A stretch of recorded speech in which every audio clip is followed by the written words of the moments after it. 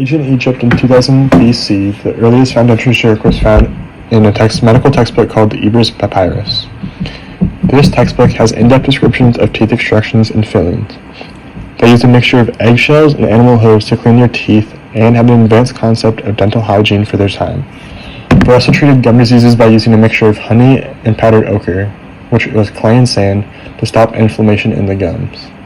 Some cultures still use this in their traditional medical practices, though it's not common.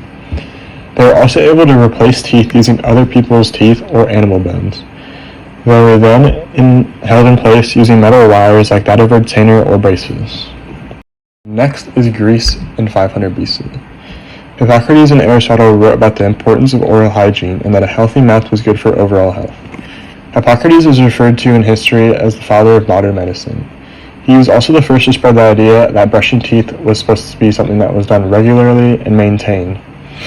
They were the first people that were able to treat cavities by drilling the decayed portion of the tooth and then filling it with a mixture of beeswax and resin, which was then heated and reshaped to form a practical tooth that could be used when eating.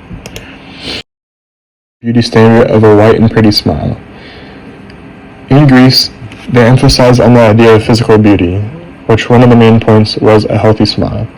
An attractive smile was depicted in art pieces that have been found, where people seem to have symmetrical and white teeth. They also created new methods in an attempt to try and whiten teeth, where they would grind up seashells and mix it with vinegar to create a paste. These beauty standards of a bright, symmetrical smile have stuck around till modern day and can still be seen in modern art depictions. Because anesthesia was not yet invented, all dental procedures were performed with the participants being completely aware. There were also no dental schools or formal training programs, which led to a lot of inexperienced dentists performing harmful procedures. Instead, dental practitioners learn their skills from apprenticeships and specialize in that field their entire life.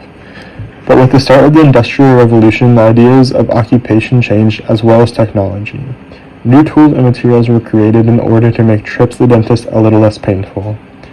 Tools like dental drills and forceps were advanced, which allowed for smoother operations in the dental field.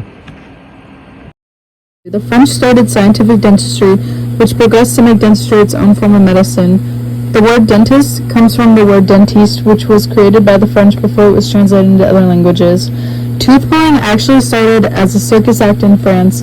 Showmen would violently pull out people's teeth for audience entertainment, which progressed into professional teeth pulling done by dentists that you see today.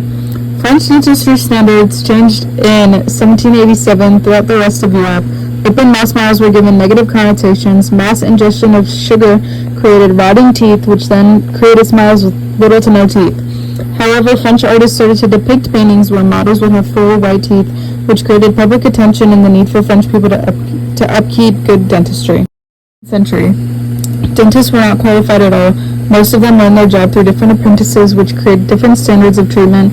Some had no prior experience or classes at all. In 1858, the National Dental Hospital was built.